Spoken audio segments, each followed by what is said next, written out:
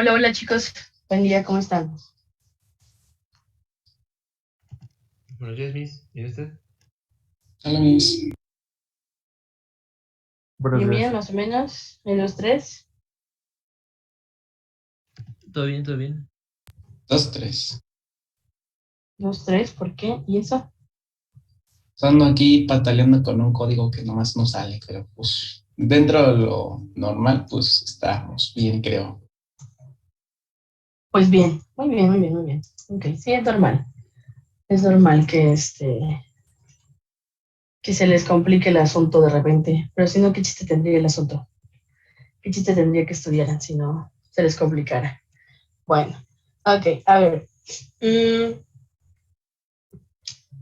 Obviamente entre la semana pasada y la antepasada, tuvieron muchas actividades aquí en la facultad, ustedes las vieron, algunos pueden haber venido, algunos otros no pueden haber venido y simplemente lo vieron como de lejitos, ajá, pero al final de cuentas pues estuvo apretadona las semanas pasadas de trabajo, ¿no? Entonces vamos a tener que regresar parcialmente a la normalidad porque pues igual ya saben que ya nos vamos de vacaciones, ¿verdad?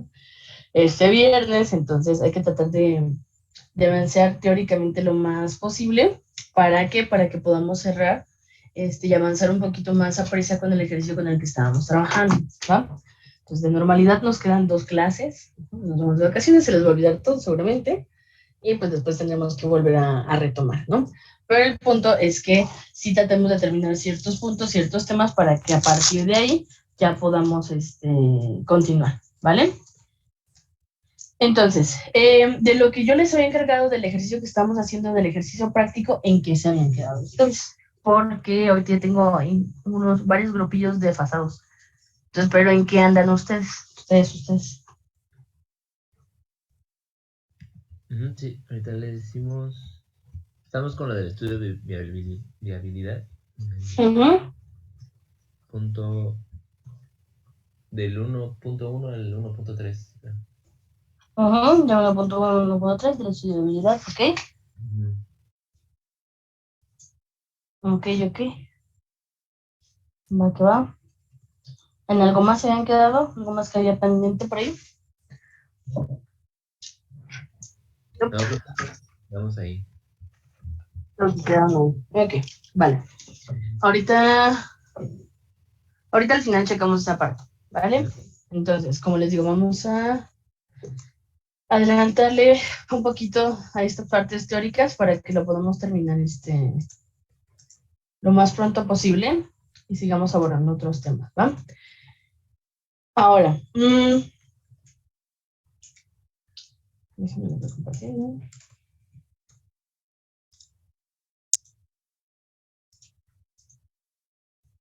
Ok, va.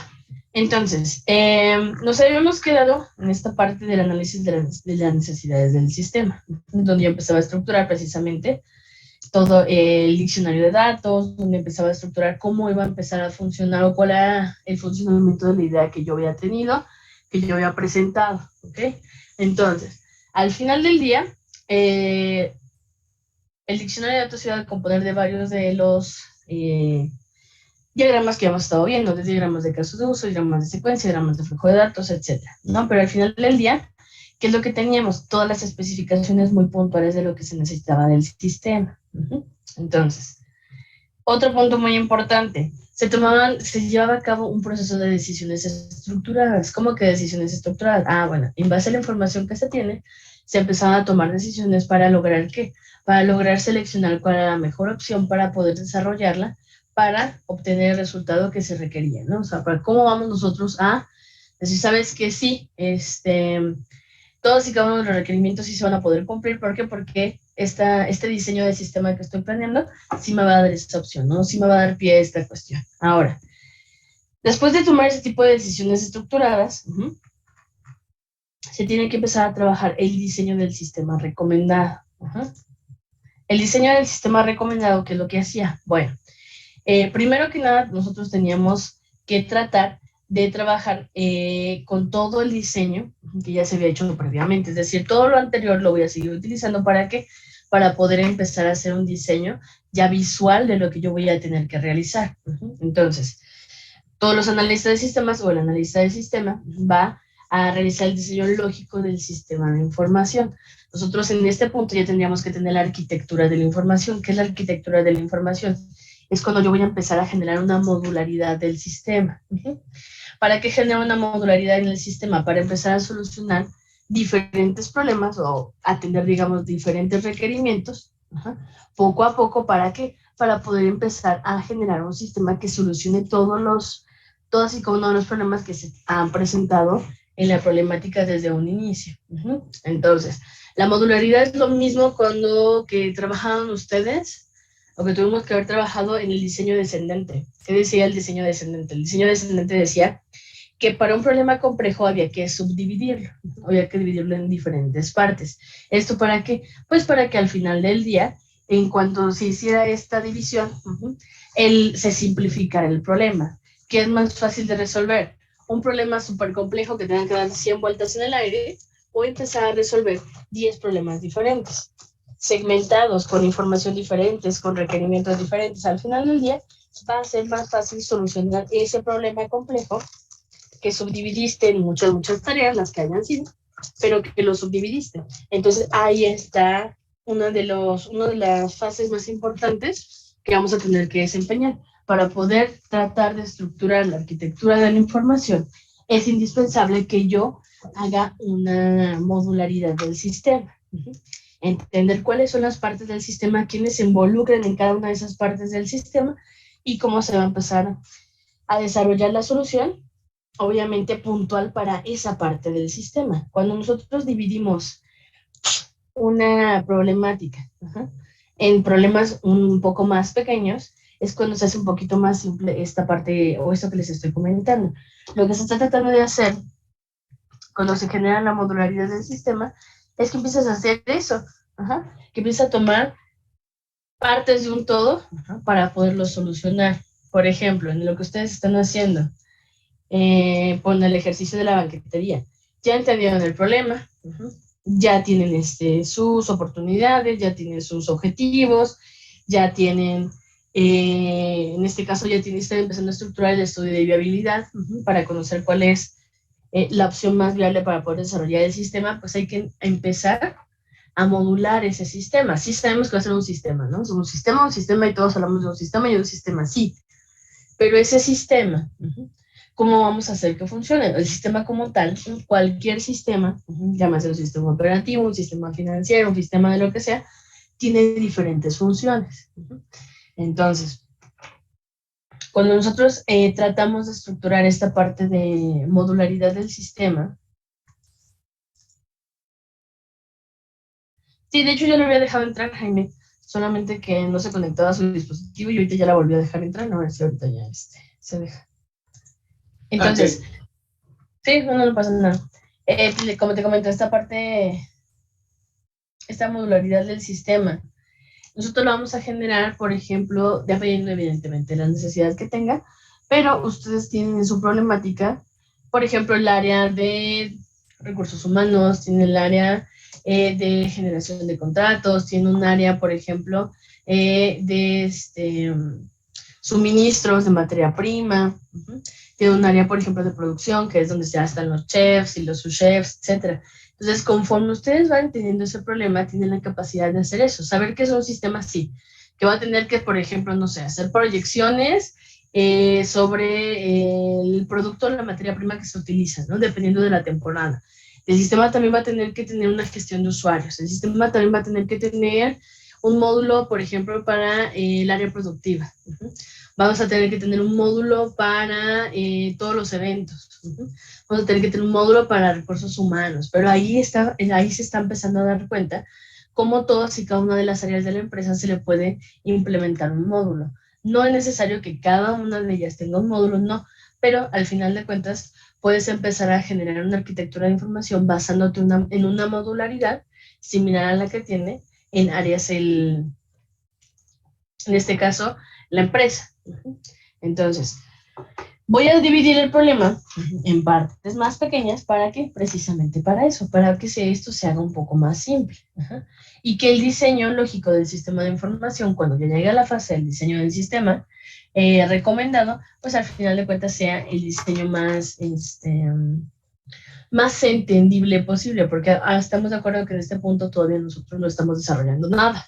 Simplemente aquí estamos trabajando con diseños, estamos trabajando con diagramas, estamos trabajando con presupuestos, estamos trabajando con. Pero al final del día todavía no estoy desarrollando nada. ¿Eso qué quiere decir? Que cuando yo genere el diseño del sistema recomendado, tiene que ser el diseño lógico del sistema de información lo más orgánico posible. ¿Para qué? Para que cuando ya se pase este diseño a producción, o ya se desarrolle, esto no se vaya a convertir en un problema, ¿va? Ahora. Ok. El analista de sistema va a diseñar los procedimientos para ayudar a que los usuarios introduzcan los datos con precisión, de manera que los datos entren al sistema de manera correcta. Por ejemplo, en cualquier problema, no necesariamente en el que estamos haciendo nosotros ahorita, en cualquier problema, tú puedes decir, ¿sabes qué? Pues genera un sistema y que todos los datos los meta el usuario. ¿Qué pasa que en esta cuestión de que todos los datos los meta el usuario? O que todos los campos, como se vayan rellenando, no sé, para hacer, por ejemplo, un balance general, que esté automático. Todos y cada uno de los datos los va a meter el usuario. ¿Es bueno que todos y cada uno de los datos los meta el usuario? ¿Por qué es bueno o no? Porque al final del día las personas cometen errores. Entonces, si mete 1, 2, 3 datos diferentes o 3, 4 datos erróneos, por un error de dedo, por un error de lo que sea, al final de cuentas esto va a generar un error en el resultado que obtengamos del sistema. Entonces, hay muchísimas formas de introducir la información de parte del usuario en un sistema, en el que sea, llámale, no sé, una página web super X o un sistema ya complejo. Tenemos el teclado, tenemos el mouse, tenemos obviamente la pantalla touch, es que tiene una pantalla, tenemos lectores, tenemos varias cosas, ¿no? O sea, varias herramientas para poder, bueno, en este caso, varios dispositivos para que funcionen como de entrada y de salida, ¿no? Pero al final del día, este diseño lógico que vamos a empezar a trabajar, obviamente tiene que contemplar la forma en la cual el usuario va a meter los datos al sistema. ¿Cuál sería la manera que me podría ofrecer la menor cantidad de errores en la introducción de los datos? Puede ser que en lugar de que nosotros le digamos, no sé, al usuario, dame la edad, digamos que es un sistema que necesita la edad, que el usuario lo escriba, porque puede que te ponga 101 en lugar de 11, porque puede que te ponga 118 en lugar de 18. ¿Por qué? Porque es un error de dedo. Pues en lugar de nosotros estar esperando que el usuario cometa un error y tener que volver a modificar, lo que puedes hacer es, ok, ¿sabes qué? La introducción de los datos, voy a pedir la edad, voy a pedir la edad, sale pues, y se va a desplegar aquí un combo box en el cual me va a dar la edad que yo necesito, que es a partir de los 18 hasta los 33, digamos. Eso necesita el sistema. Entonces despliegan aquí todas las edades y el usuario nada más da doble clic en la edad que él tiene. Y listo. Esa es la manera en la cual también nosotros tenemos que diseñar la información. ¿Para qué? Para que al final de cuentas no estemos generando errores de introducción de datos de la información, porque si de por sí el sistema puede tener errores por el simple hecho de ser el sistema, nosotros no podemos estar perdiendo el tiempo aceptando los errores de dedo, de mano, de lo que sea del usuario. Entonces, hay veces en las que hasta los mismos sistemas que hacen este tipo de proyecciones, de balances generales, etcétera, este tipo de sistemas a veces en las que simplemente se sube el archivo en Excel que tenga X cantidad de información y de ahí se toma. ¿Para qué? Para que no genere un error del usuario. Pero esta fase es muy importante precisamente por esta cuestión, porque aquí es donde nosotros vamos a hacer el diseño del sistema. Sí, con mockup, sí, con toda la información, con todo el diccionario de datos lógico, con toda la modularidad que ya generamos, pero al final de cuentas es el diseño del sistema. Ahora, ok, entonces identificamos la forma más simple y más útil para que los usuarios puedan hacer uso del sistema y la introducción de los datos. ¿Con qué dispositivo? Con el que ustedes quieran, puede ser con el mouse, con el teclado, con la pantalla touch, con el dispositivo con el que yo voy a trabajar. Después, obviamente, recordando El punto es de que la interfaz conecta al usuario con el sistema, eso nosotros ya lo sabemos, eso nosotros ya lo controlamos. Ajá. Sabemos perfectamente que si no tenemos un sistema operativo ni siquiera podremos interactuar a la computadora en la manera común y corriente como nosotros estamos acostumbrados, precisamente por lo mismo. ¿Por qué? Porque nos estamos acostumbrados, siempre hemos estado acostumbrados a trabajar con un sistema operativo. ¿Qué pasaría si no lo tuviera? No podría trabajar con la computadora. Y yo que soy experto, ¿no? Si lo quieren ver de alguna manera, ustedes que son expertos ni siquiera lo podrían hacer. Ahora, cuanto más algún otro tipo de usuario, ¿no? Ahora, obviamente, todo el diseño de la interfaz, ya tuve una materia que se dedicaba precisamente a esto, a ver cuáles eran varios aspectos del HCI, tenían que ver varios aspectos de usabilidad, etcétera, etcétera. ¿Para qué? Para conocer al usuario, conocer cuál es el tipo de sistema, qué tipo de paleta de colores, qué tipo, por ejemplo, de estructura tenía que tener, si era para usuarios entre 22 y 30 años, bueno, la interfaz podía ser muy tipo Google, muy minimalista. ¿Por qué? Porque el usuario sí sabe utilizar sistemas, está acostumbrado, pero si este sistema vamos a trabajarlo para gente de 20 años, hasta gente de 60, híjole, ya el rango es muy amplio, entonces el diseño tiene que estar orientado a que sea lo más claro posible, ¿no? Lo más simple, no que sea lo más minimalista, pero sí lo más simple para que no se le complique al usuario de 50 y tantos, pero que sea entendible y no sea aburrido para el usuario de 20 y tantos, ¿no? Entonces, el diseño de la interfaz o el diseño del front no es lo más fácil del mundo, se lleva mucho tiempo, pero al final de cuentas para eso tenemos este contacto con el usuario, para empezar a generar un diseño que le vaya a agradar no solamente al usuario final, sino también a nuestros stakeholders, ¿no? Al final de cuentas ellos en algún punto los van a tener que utilizar. Entonces aquí yo tengo que tener previamente definido cuáles son mis usuarios finales, cuáles son mis stakeholders, y los rangos de edades que tienen estas personas, ¿va? Para poder hacer un diseño adecuado en cuanto a toda la estructura, la paleta de colores, el tipo de empresa, etc. Ahora, obviamente tiene que ser perceptible, legible, seguro, atractivo. Ahora, en esta fase también tenemos que empezar a hacer los diseños de las bases de datos, diseños, ya están en corto semestre, ya tuvieron base de datos 1, base de datos 2, Entonces, al final del día ya saben que tenemos diferentes tipos de estructuras de base de datos.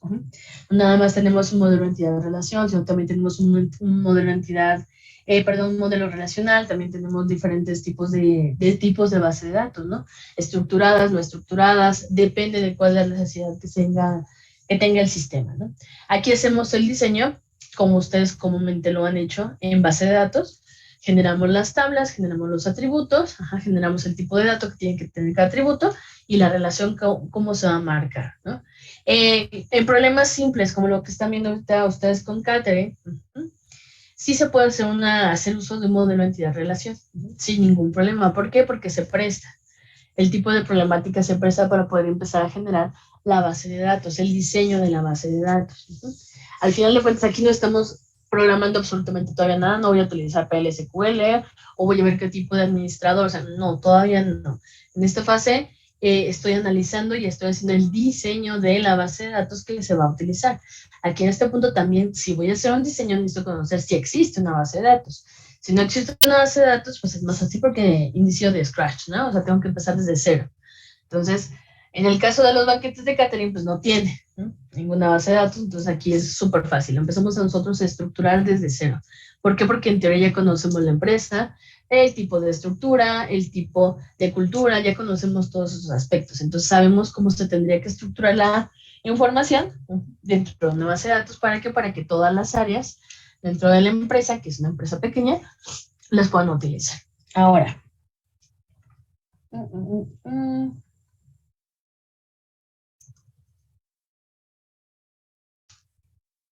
Ok.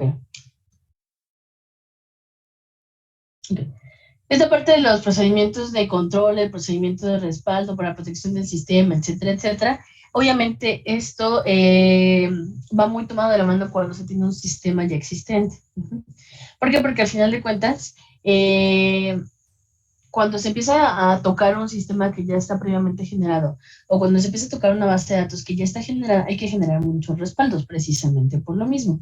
No puedes perder la información porque puede que tal vez el sistema que tiene la empresa ahí guarda todo el histórico de la empresa y es algo que tú vas a utilizar y que evidentemente no se puede perder.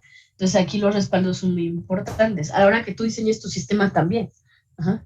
A la hora que tú diseñes el sistema nuevo, desde cero, si es que es posible, como es en el caso de esta parte de los banquetes de catering, pues al final del día, como estamos empezando desde cero, también tenemos que empezar a generar estos controles de seguridad. Ajá.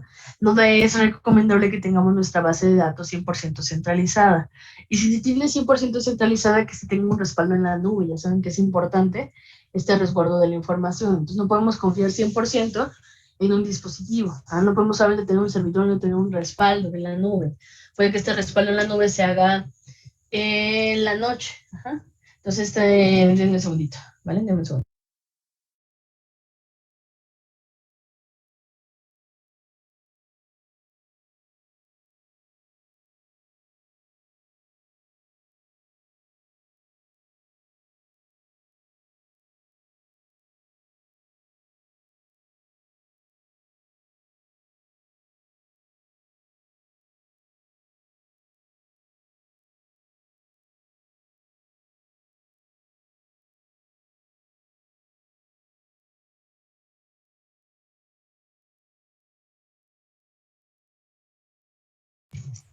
Ok, perdón. Ok. Sí. ¿Alguna duda de esta parte del diseño de información? Bueno, del sistema recomendado. No, solo eso último todavía no lo vamos a utilizar tanto, ¿no? Lo de respaldos. ¿Cuál? No, esa parte del diseño de las palas y todo, ya necesitan un poquito más de información, bueno, de cosas que van a utilizar y que van a aprender en un futuro. Para estos respaldos ahorita, al nivel que estamos nosotros, los únicos respaldos que podrían hacer, por ejemplo, ustedes sería algunos constraints en la base de datos, que ese tipo de cosas ya las saben hacer. Aplicar algunos constraints cuando estamos haciendo el diseño en el DBMS que estemos trabajando. Aplicamos algunos constraints porque, por ejemplo, no sé si lo han intentado, no lo intenten, pero si quieren lo pueden hacer.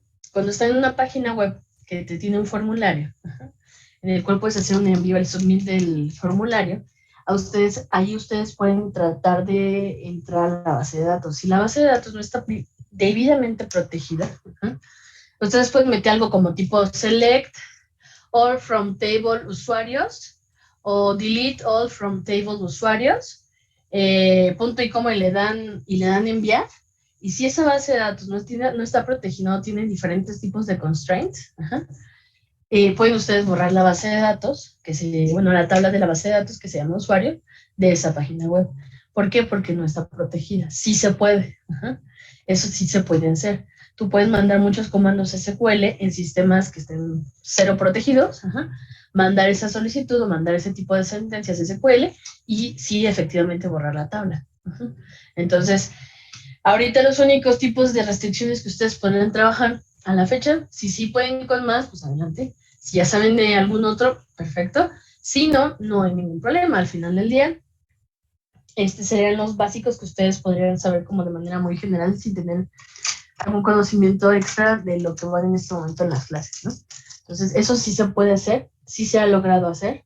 De hecho, hasta para cuando, yo en mi materia, cuando doy base de datos, sí trato de hacer ese tipo de sentencias para ver si en efecto utilizaron unos constraints adecuados o no, ¿no? Nomás les valió y hicieron base de datos. Y la página web. Entonces, esos serían algunos de los tipos que se pueden utilizar. No es lo más útil o lo mejor para proteger un sistema o una base de datos, pero pues al final del día es algo que es que es útil, ¿no? O sea, no es lo mejor, pero es útil y es funcional, ¿no? En este punto eso sería algo de lo que ustedes sin ningún problema podrán aplicar, ¿no? Y obviamente cuando estamos trabajando con el diseño, pues al final de cuentas necesitamos trabajar con un diseño que sea fiel a la arquitectura de información y al diccionario de datos, porque ese diccionario de datos es el que me va a dar pie a empezar a estructurar la interfaz. Si yo no tengo el diagrama de secuencia, el diagrama de base de datos, el diagrama de casos de uso, el diagrama de flujo de datos, pues no entiendo cómo van fluyendo los datos literal dentro del sistema. Si no entiendo cómo funcionan los procesos, cómo pretendo generar una base de datos.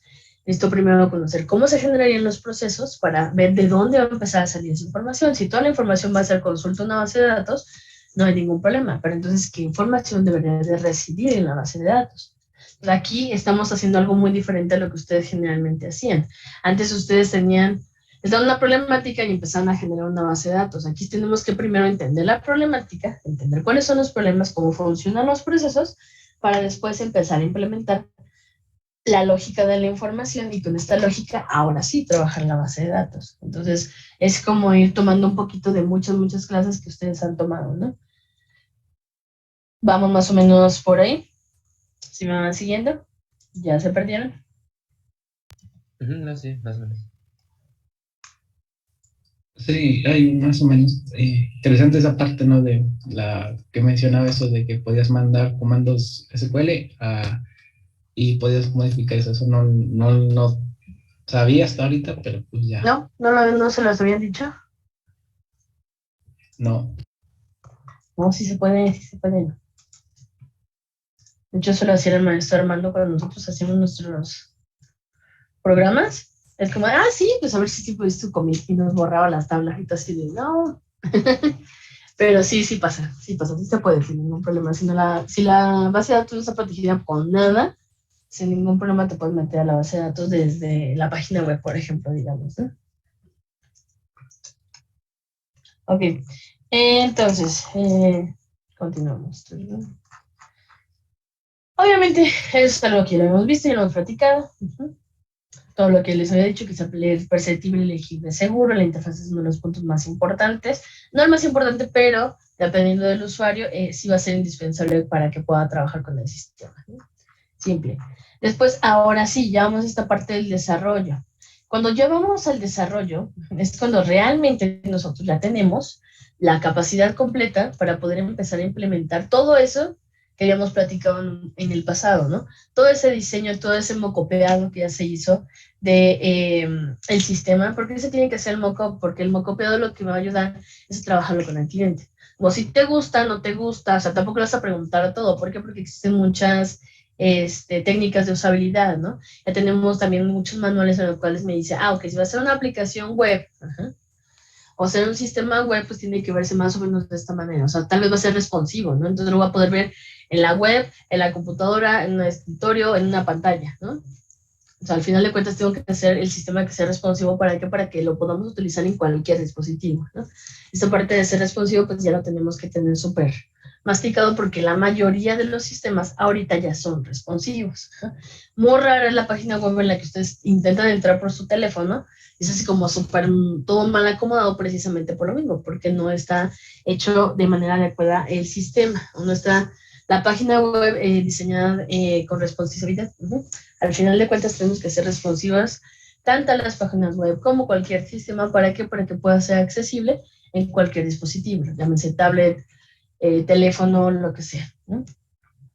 Bueno, ahora, en cuanto a esta parte, cuando estamos ya empezando a hacer el desarrollo, aquí no hay mucho que yo les pueda explicar del desarrollo. El desarrollo es, híjole, todo lo que ustedes han venido aprendiendo desde el primer semestre, ¿no? Primero, segundo, tercero, arquitectura, todo, todo.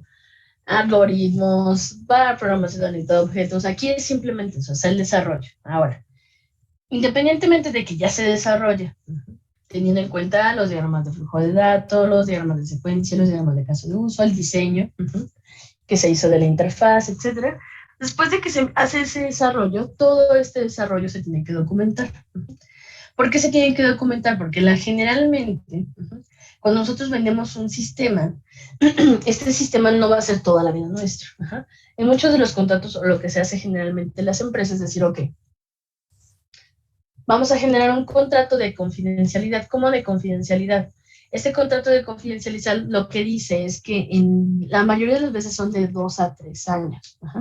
Entonces, casas un poquito el mantenimiento del sistema que estás generando para el futuro y también haces un poquito más, pues como un poquito más privado el desarrollo. ¿Por qué? Porque no es como que Acuérdense de las leyes que hay en México para patentar. Ajá, el código no se patenta. El código en México ya no es patentable. Es como que tú desarrollas algo y lo puedes patentar. El código, no puedes ir patentar el código. Se pueden patentar diseños, se pueden patentar estructuras, se pueden patentar productos, es algo más tangible. En México todavía no se han logrado generar las leyes suficientes para que se pueda patentar el código y que no sea replicable o que no sea modificable. Por eso mucho del código, precisamente por eso es abierto por lo mismo, porque no sirve de nada que lo intentaras patentar porque no te lo van a patentar. Te pueden patentar un diseño, te pueden patentar te pueden patentar hasta como esta parte como súper minimalista de Google, no puedes hacerla fielmente y exactamente como la de Google porque te metes en problemas legales. Ese tipo de cosas sí se pueden patentar. En nuestro país todavía no se patenta el código. Se pueden patentar los diseños que se generen a partir del código, pero no el código. Entonces, cuando se hace la documentación del software, se tiene que hacer sí o sí. ¿Por qué? Porque regresamos a lo mismo. El acuerdo de confidencialidad que se va a tener tanto para la empresa que va a recibir tu sistema como para ti, no va a ser en un plazo mayor de 3 años, no puede ser en un plazo mayor de 3 años. ¿Eso qué quiere decir? Que tú casas un poquito a la banquetería de catering contigo como empresa. ¿Por qué? Porque le vas a decir que al final de cuentas no puede estar ni divulgando ni queriendo contratar a un ingeniero de software de Beto saber dónde para que le meta mano al sistema. No, porque estamos dentro de un acuerdo de confidencialidad. Es como si yo anduviera divulgando en la cartera como empresa, ¿no? Como consultora, que estuviera divulgando la cartera de proveedores de catering con con otras empresas que fueran similares a la suya.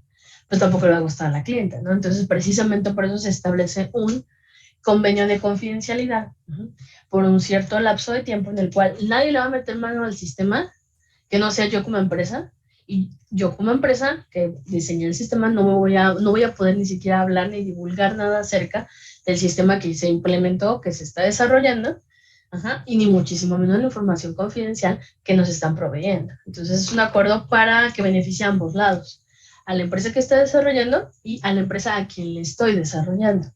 Este acuerdo de confidencialidad depende mucho también del tiempo de desarrollo, pero como les comento, máximo 3 años. Ese es el acuerdo más largo de confidencialidad que se tiene.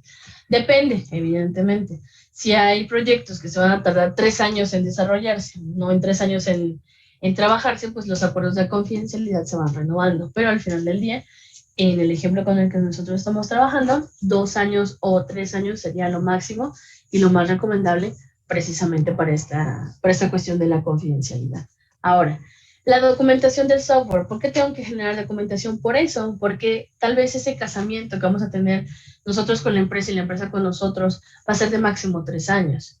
Entonces, yo no puedo pretender entregar un sistema que no esté debidamente documentado.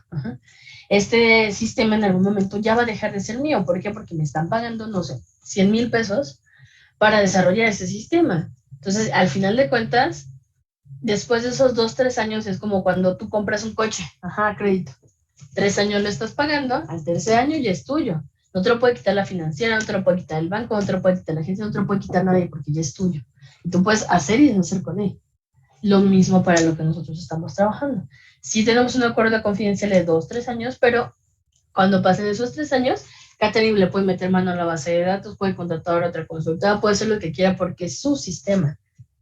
Porque a mí ya se me pagó por un servicio y porque ya acabó mi contrato de confidencialidad, ¿no? Ahora, esta documentación, ¿cómo la vamos a hacer? Bueno, es compleja, pero la documentación es tanto del software hasta de cómo se va a hacer uso del mismo software en cualquier punto, desde el uso común y corriente, el día a día, cómo se tiene que utilizar el sistema, hasta cuando existe algún tipo de problema y cómo se puede recuperar el sistema. ¿Por qué? Porque en algún punto pues ya no vamos a estar ahí, ¿no? Si catering nos vuelve a contratar para darle mantenimiento y generamos otro contrato y hay confidencialidad, pues listo, padrísimo, ¿no? Pero si no, tenemos que tener la documentación correspondiente.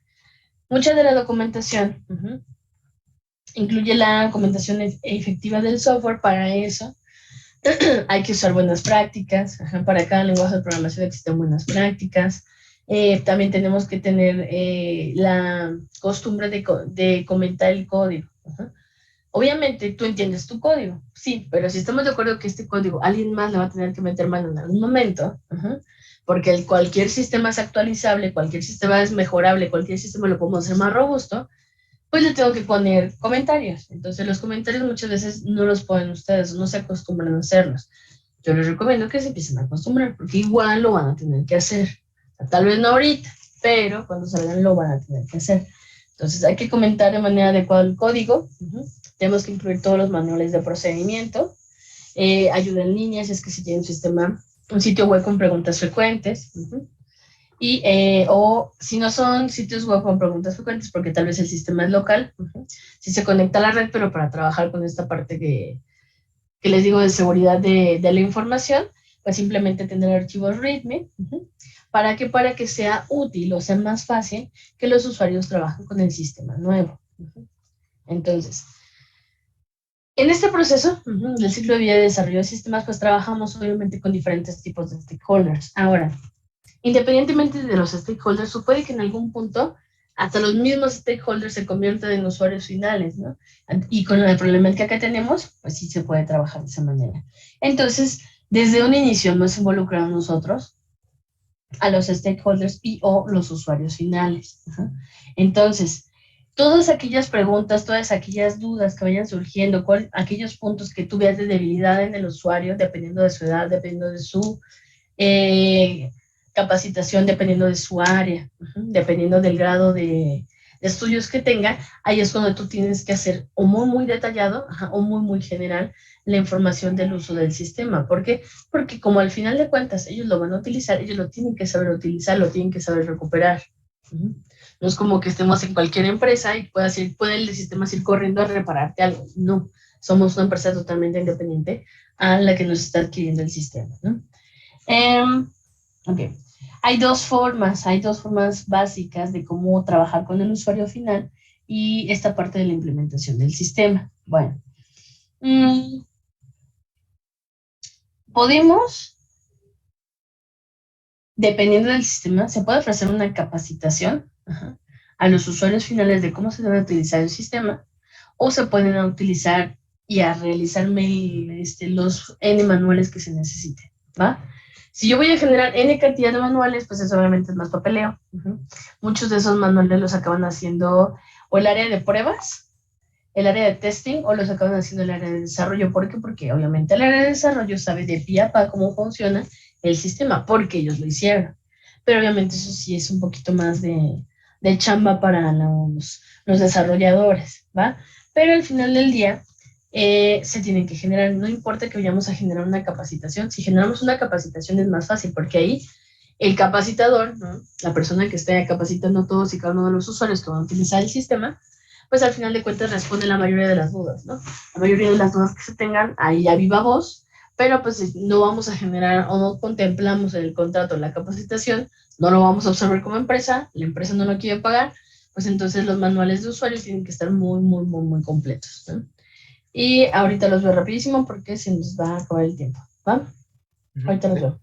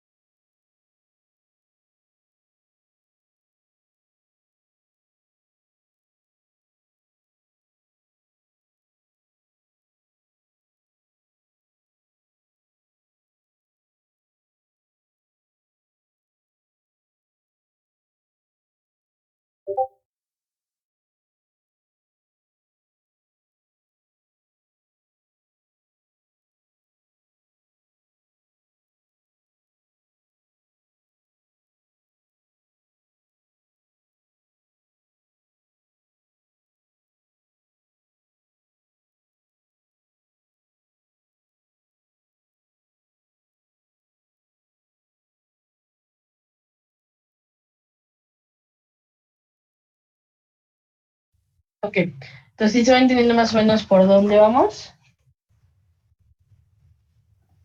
Sí, Sí. sí, sí.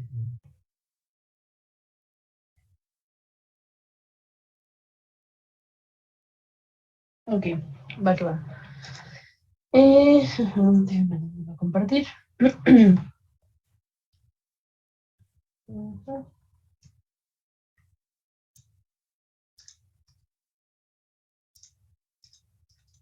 Ah, no me dijo. Ya. Ok.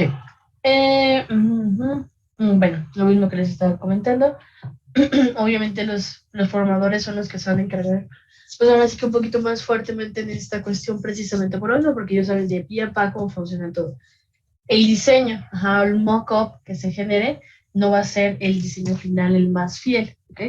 Al final de cuentas, si bien los diseñadores o los programadores no van a tomar muchas decisiones que digamos, ajá, sino simplemente van a hacer el uso, ajá, simplemente van a hacer el uso de... Ay, perdón, es que se me está cayendo la notificación. Simplemente van a hacer el uso de todo eso que se generó, ¿no? Todos esos diseños, todos esos diagramas de secuencia, todos los diagramas de flujo, o sea, todo.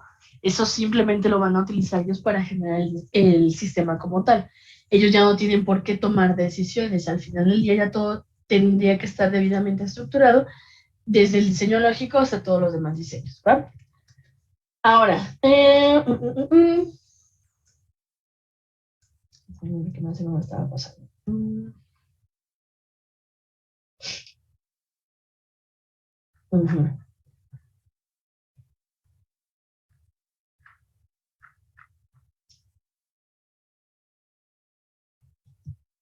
Ok.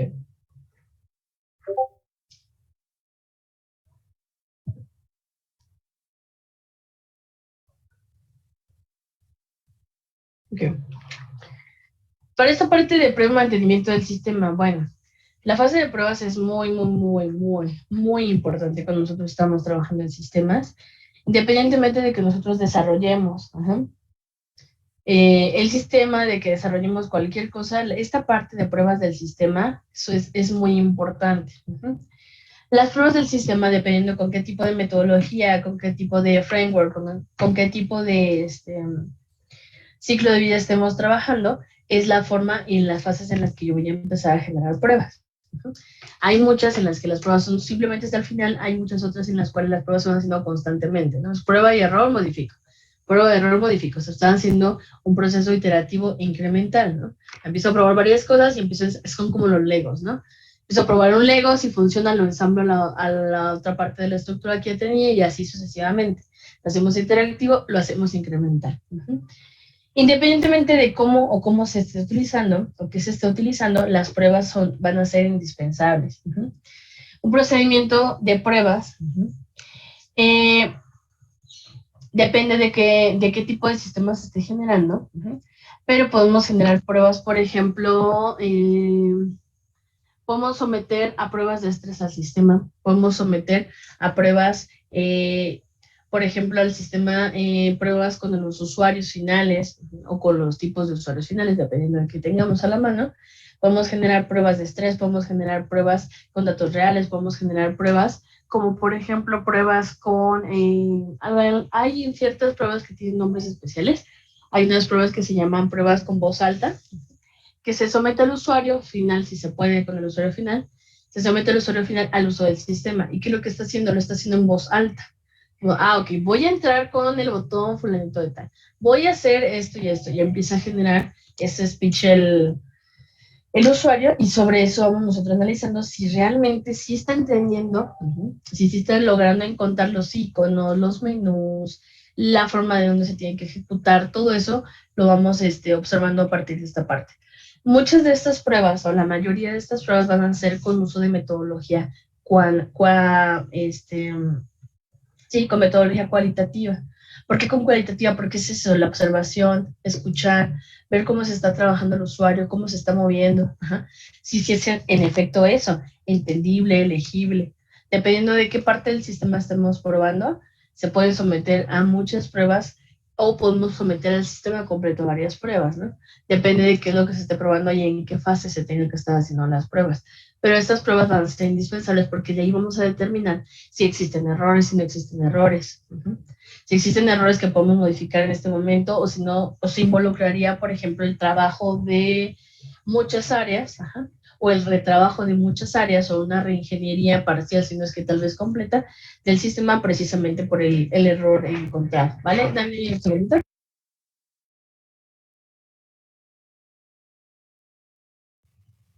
¿Cómo, perdón?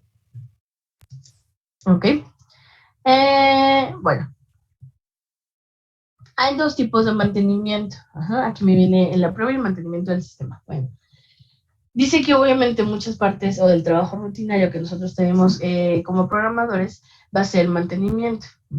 Entonces, el mantenimiento se va por varias razones. El mantenimiento no nada más lo vamos a dar y cuando ya tengamos, por ejemplo, un sistema completo. Se puede dar mantenimiento a un sistema que se esté desarrollando, o se puede dar mantenimiento a un sistema que ya esté completo, que ya sea el sistema final, ¿no? El mantenimiento bien sí es una gran inversión que se tiene que realizar dentro de las empresas. No es necesario que se tenga un área en específico y hay muchas empresas que ya nada más tienen el área de TI como para arreglar las computadoras, arreglar las impresoras, los faxes, etc. Ya el área de, ahora sí que de TI dentro de las empresas, dependiendo del giro, ya no es un área en la cual se desarrolla precisamente esto. Se haga el desarrollo, se haga un diseño, se haga la mejora, se hagan los sistemas, para eso existen las consultoras.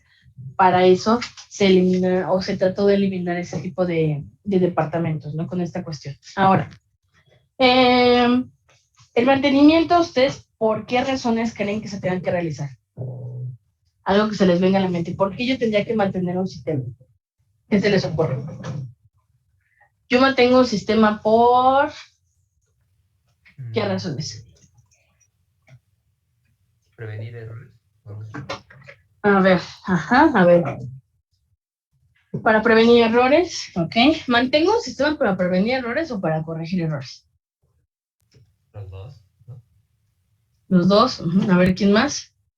Sí, yo también puedo decir que sean los dos porque recuerdo que, no sé, bueno, puede ser que tenga cierta relación tomando el taller que son los básicos que siempre es para, ya sea un sistema cómputo, siempre se tiene que hacer un mantenimiento correctivo y preventivo, ya dependiendo sea la gravedad de lo que se esté sucediendo en el momento. Ok. No sé si también podría aplicar que para limpiar memoria. Depende. Es que una cosa es el mantenimiento de un sistema computacional, que es el mantenimiento de una compu, otra cosa es el mantenimiento de un sistema que está implementado en una computadora. Esas son cosas diferentes. Bueno, ahora, es que se me ocurre más como en un ambiente en el que estamos trabajando con bases de datos. Llegue cada cierto tiempo se le da mantenimiento donde se restaure, no sé cómo se podría decir. Y se limpia. Por ahí. Es que es casi lo mismo que están comentando. Va por más o menos por ahí la idea, va bien. ¿Qué pasa? El mantenimiento se hace por dos grandes razones, evidentemente hay muchas otras subrazones, pero el mantenimiento se lleva a cabo por dos razones principales. Primera, para la corrección de errores de software, y la otra es porque los sistemas, muchas veces los sistemas los queremos mejorar, mejoramos la capacidad del procesamiento, mejoramos la capacidad del software, lo hacemos más robusto. ¿Por qué? Porque las necesidades de las organizaciones son muy cambiantes, entonces en base a esas necesidades pues tiene que mejorar el sistema, ¿no? Ahora, cuando nosotros hacemos las correcciones de software tenemos que entender que existen dos errores o dos tipos de errores en el software. Existen los bugs y existen las anomalías conocidas. ¿Qué es un bug? Es un error que te genera el software que realmente no viste venir, pues, o sea, el error no sabías que iba a ocurrir, o sea, surgió de la nada. Empezó a generar un error en tal vez el cálculo de X cosa dentro del sistema y te generaba un resultado erróneo.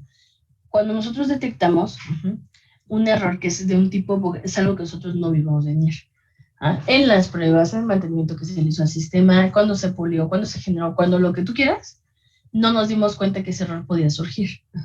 Y no lo pudimos corregir, evidentemente. Y eso es un problema. ¿Por qué? Porque ya lo tuvo que identificar el usuario. Muchas veces los bugs salen, nosotros nos damos cuenta de que existe un bug precisamente cuando el usuario te dice, oye, ¿sabes qué? Es que esto ya no está funcionando. ¿Cómo que no está funcionando? Eso tenía que funcionar y ya le tienes que empezar a meter mano al sistema. Hay otros tipos de errores de software que se llaman anomalías conocidas. Este tipo de anomalías conocidas son errores o de detallitos que tú lo puedes encontrar en el sistema, que no es, que al momento en el que tú entregaste o hiciste el entregable del sistema, sabes que van a ocurrir, ¿ok? Sabes que van a ocurrir, pero como son errores tal vez, por ejemplo, de un mal diseño, algo no se programó de manera correcta dentro del sistema, pero que no genera un error que genere un impacto en el resultado que necesita el usuario, lo dejas. ¿Por qué lo dejas? Porque también consume tiempo. Corregir errores también consume tiempo. Y si tú te encuentras en un deadline en el que ya tenías que entregar el sistema para el viernes y estamos al lunes y encontraste 7 anomalías conocidas, híjole, mano, pues vamos a tratar de modificar las que se puedan y las demás van a tener que quedar. Y tal vez en una fase de mantenimiento del sistema posterior o en este lapso de 2, 3 años en el cual tenemos la confidencialidad, pues se contempla un rol o una vuelta de mantenimiento al sistema. En esa vuelta se modifican esas anomalías conocidas. ¿Por qué? Porque hay muchas veces en las que te van a consumir más tiempo del que tú tienes, como por ejemplo para esta parte de las deadlines, para la parte de las entregas, ¿no? Entonces, sabes que están ahí, no es correcto que salieran evidentemente y muchísimo menos es correcto que las dejes, pero pues no tienes tiempo. Entonces, hay dos tipos de errores. Los errores normales, que son las anomalías conocidas, que ya sabes que van a pasar, que ya sabes dónde están, que ya sabes más o menos cómo se tienen que modificar, pero que no hay tiempo para hacerlo. Y los bugs, que esos realmente son errores que no viste venir, que no sabes ni cómo llegaron ahí, pero que pasaron, ¿vale? Entonces, esa es la primera parte, corrección de errores, ¿no?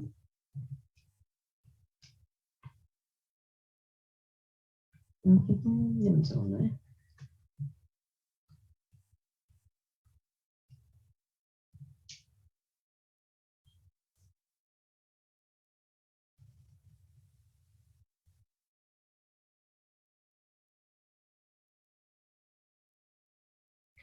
Luego después, esta parte de mantenimiento del sistema para mejorar las capacidades del software. Precisamente por lo mismo, este es un sistema que va a trabajar o va a convivir con la empresa de aquí para el futuro.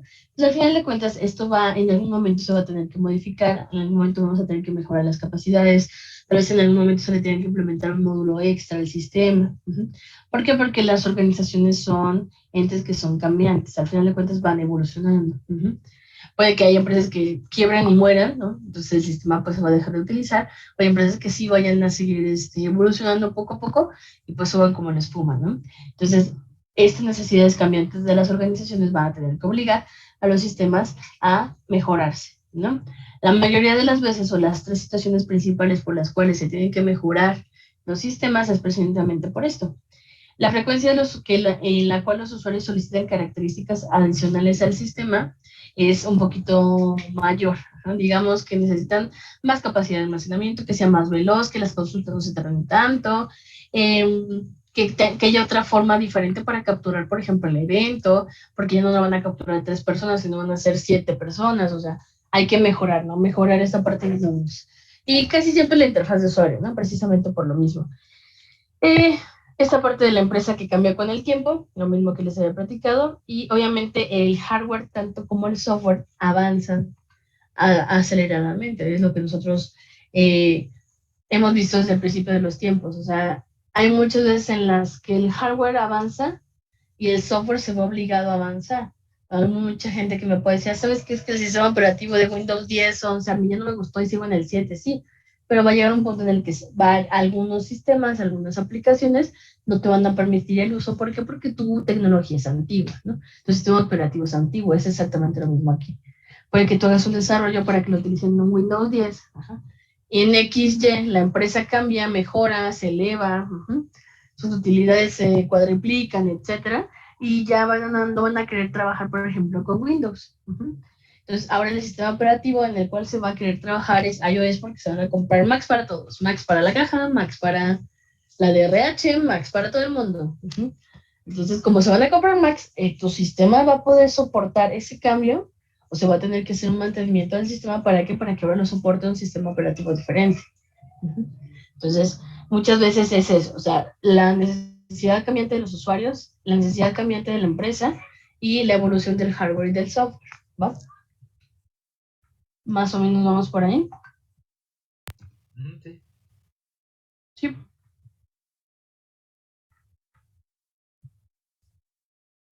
Ok, va. Algo que tienen que contemplar es que a la actualidad, del 100% del desarrollo de sistemas que se tiene, de ese 100% de todos los sistemas que se están desarrollando, o todo el desarrollo de software que se realiza, solamente un 40% son sistemas nuevos, son sistemas a la medida, son sistemas de ese tipo. Solamente un 40%. Realmente, un 60% del desarrollo que se realiza en las empresas, en donde ustedes quieran, un 60% o un poquito más es precisamente el mantenimiento de los sistemas existentes. Ahorita nosotros en el ejemplo pues es de cero, ¿no? Porque es una empresa nueva, porque. Pero puede ser que tú te enfrentes a una empresa que ya tenga un sistema, que ya tenga una base de datos, que ya tenga, y al final de cuentas tú lo que vayas a hacer es no un sistema nuevo desde cero, sino hacer uso de la estructura que ya se tiene funcional y mejorarla, agregarle un módulo nuevo, agregarle una funcionalidad diferente, actualizar la base de datos, actualizar el DBMS, pero todo es eso, actualización, mantenimiento, mejora, crecimiento, ¿no? Robustez. Mucho del desarrollo que se realiza no es nuevo, todo es precisamente para eso, para mantenimiento de sistemas existentes, ¿ok?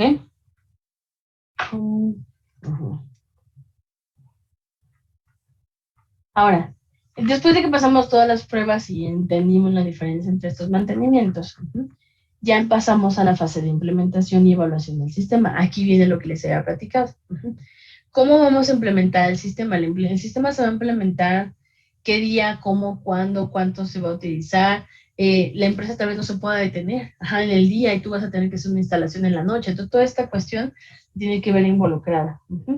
Y hay muchas empresas que se encargan precisamente de esta parte de la capacitación y de la implementación de los sistemas. Puede que tú como consultora subcontrates a algún distribuidor diferente. ¿Para qué? Para que haga la instalación del sistema. Porque digamos que el sistema que tú acabas de desarrollar se va a implementar en 400 computadoras dentro de una empresa. Tú vas a poner tu recurso humano a implementar este sistema, o mejor contratas a una empresa, subarriendas a una empresa que se dedique a hacer este tipo de cosas. Porque son procesos de Dios, como si te dijeran, instala Office con licencia en 400 computadoras. Tenemos 400 computadoras en la facultad. Instálalas.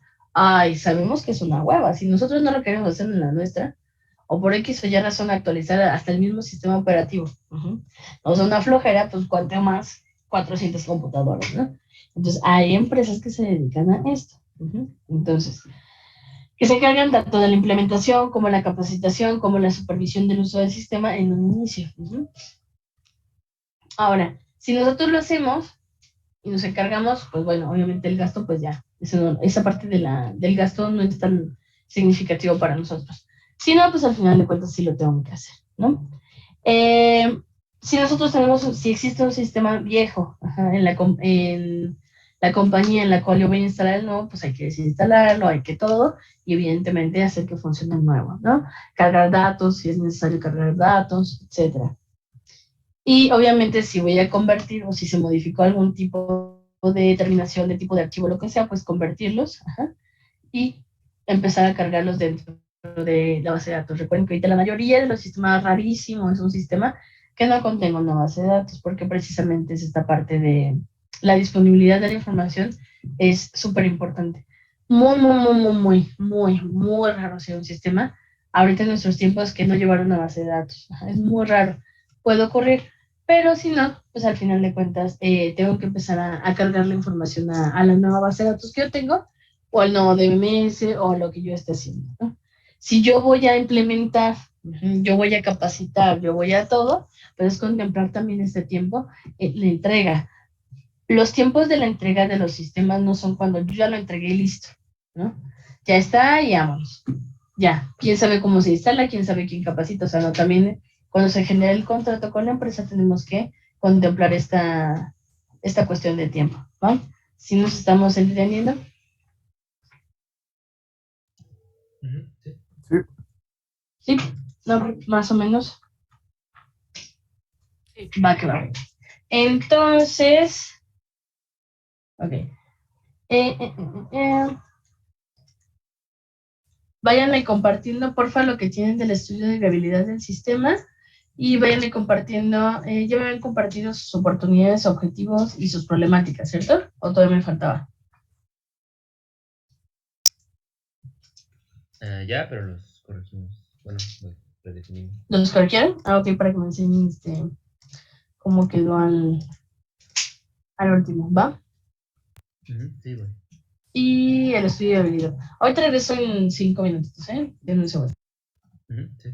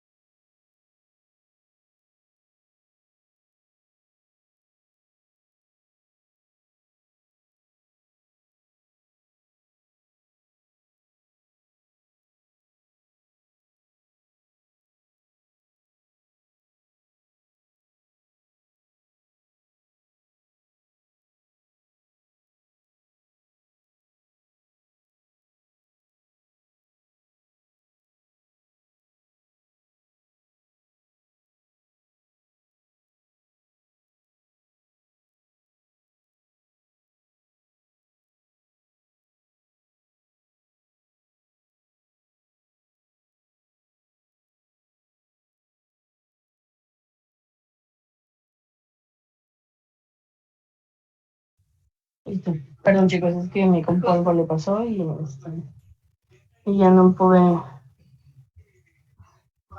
hablarles. A ver, ahora sí. Perfecto.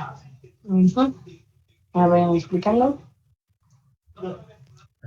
Habíamos empezado con la descripción del sistema, que es igual parte del texto que nos había pasado. Más o menos ahí explicaba como el contexto de la empresa, pues. Y acá abajo pusimos la estructura organizacional, que nosotros pusimos que era jerárquica, con como ciertas características de lo lineal, por lo que Catherine es como que la empezó y la que lo lleva, pero igual A ver, ajá. ¿Por qué jerárquica me dijiste? bueno, porque hay diferentes departamentos que se dedican a diferentes Ajá. cosas, pero sí hay niveles dentro. Entonces está como el chef y los subchefs. Está la gerente, Ajá, ajá. el recursos Sí, humanos. diferentes jerarquías, ¿no? Ujú, sí, Ok. Ajá. representarlos, ¿no? Igual, como Catherine se mete en todo, Ajá. hay Ajá. como las características de una estructura lineal, pero no es tan lineal. Ajá. Porque Ok, igual, ok. recuerdo que dijo que podría tener eventos y organizarlos. Ajá. Catherine sigue siendo como la manda más, ¿no? Sí, No, la que toma un poco más de decisiones, ¿no? ajá, sí, pero más como de alta dirección, ¿no? Ok. Y en el catálogo de requisitos, esto es igual como de la primera opción, pues, Ajá. pusimos unos requisitos que, con base a las problemáticas y los objetivos que Pero entonces está así, está bien. estamos Pero, definiendo diferentes ok. Y ya con eso. realidades. Ajá. Bueno, no sé si están como 100% correctos, porque bueno, ¿El turrón? apenas es la primera vez. Bueno, Requisitos funcionales, ok. Ya empezaron a establecer ustedes los requisitos funcionales y no funcionan, ¿cierto? Eso sí sí, necesitaría, eso sí, sí necesitaría checarlo, ¿vale? sí, Ok. habría que checar. Pero está como en Sí, bastante. algo que Creo hacer, ¿no? muchísimo. De revisar. Ujú, ujú. Igual para empezar, para ir viendo cómo poniéndolos, ¿no? Sí, ok, ok, perfecto. Va, que Igual va. ahí se explica cómo Eso trabajar. no me entregaron. Creo que todavía no lo Ok, entregamos, pero sí lo hicimos. sí lo tienen avanzado. Ok, va, que va. En el Bueno, catálogo de usuarios pusimos como las personas que estaban en la empresa y más o menos qué actividades debían realizar con base a la información que manejaban. ok, con uno. Ujú. Ok. Vale. Ujú. Ahora, de acuerdo a la información que ustedes están teniendo, esto necesito checarlo, ¿verdad? Y lo vamos a ir puliendo poco a poco. De acuerdo a la información que tienen, ¿qué información les haría falta para poder empezar a generar, por ejemplo, a empezar a trabajar con esta parte de la modularidad del sistema y la arquitectura de la información? ¿Ustedes qué sienten que les faltaría? ¿O sienten que ya es suficiente y que con eso ya pueden trabajarlo? Mm, no sé si la parte más como técnica, recuerdo en la primera entrevista que empezamos como a preguntar qué información manejaban y dijo que Ujú. eso era Que para todavía no. ajá. Ujú. Entonces, sí, eso tal vez como para empezar con Ya, los ya diagramas. sería para este momento. Ujú. Ajá, sí. Sí, ya esto ya sería para este momento. ¿Ok? Ujú, sí. Ok. Ok, déjenme checar esta parte y les doy comentarios para la siguiente clase. Y necesito que para la siguiente clase me enseñen, por favor, a quién serían las siguientes entrevistas que les faltaría a ustedes realizar para poder empezar a trabajar. ¿Vale? Ok, esas entrevistas serían como más específicas, ¿no? ¿Qué Sí, ya información? empezarían a ser más técnicas. En teoría, ustedes ya entendieron en este punto Ajá, el concepto. cuál es la problemática y ahora necesitamos entender cuáles son los procesos, ¿cierto? Que se llevan a cabo dentro de la empresa. ¿Cómo se llevan a cabo exactamente? ¿Cierto? Sí, muy específico. Exactamente. Entonces, aquí es donde ustedes tienen que empezar a estructurar cómo sería esa entrevista, a quién se la tendría que realizar y qué tipo de información necesito obtener de ella, ¿va? ¿Es a quién y qué información? qué información y cuáles serían ya empezar a estructurar la entrevista en lo que yo checo esto, ¿no? Sí. Sí.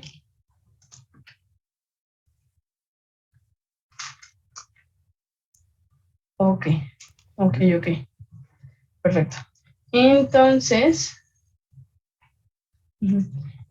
déjenme les pongo la entrega para esto, para que me lo entreguen. Sí. Y lo cheque y ya les dé comentar en la siguiente clase, ¿va? De acuerdo. Y mientras vayan trabajando en esa cuestión, ¿va? Si ya vamos a empezar a trabajar, hagan de cuenta que ya empezamos, ya deberíamos en este punto, ahorita conforme yo voy checando lo que van teniendo, ya tendríamos que empezar a estructurar cómo sería el funcionamiento del sistema. O sea, cómo tendríamos que empezar a trabajar con la generación al menos de los diagramas de flujo de datos del sistema. ¿Cómo generar un diagrama de flujo de datos si no entiendo todavía cómo funciona el proceso al 100%? El objetivo que quiero que se planteen para que logren estructurar esa entrevista, para que logren estructurar todo lo demás, es que van a tener que generar, digamos, la arquitectura de la información a partir de esta entrevista y aparte los diagramas de flujo de datos. Ustedes ya saben cómo funcionan los diagramas de flujo de datos, qué información me hace falta para poder entender el proceso. Ese es el objetivo. Sobre ese objetivo debo de generar la entrevista, ¿ok? Para poder hacerlos, sí. ¿Qué información necesito para hacer?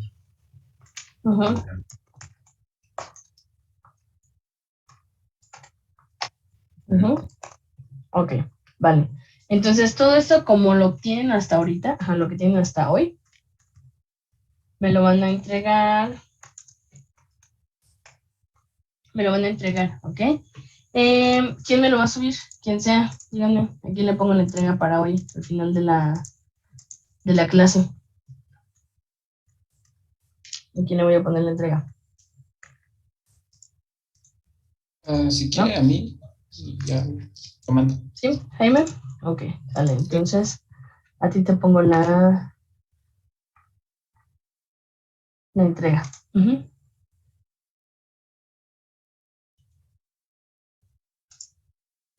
Vale. Va que va. ¿Alguna duda, pregunta, comentario?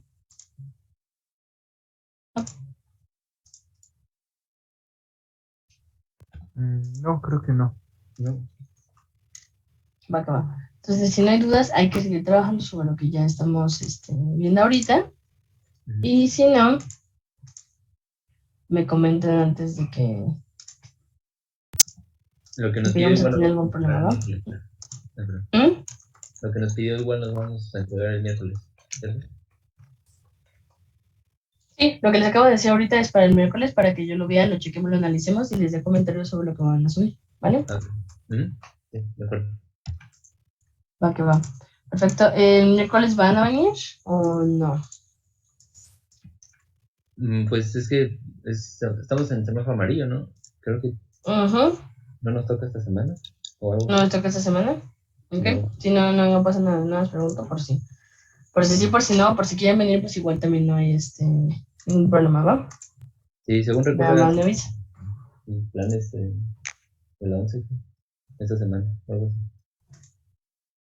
De planes de ustedes, pues sería el 11, pero pues al final de cuentas estamos en vacaciones. Salimos el 8, acuérdense, y regresamos 25, ¿no? Por ahí. Ok, va que va.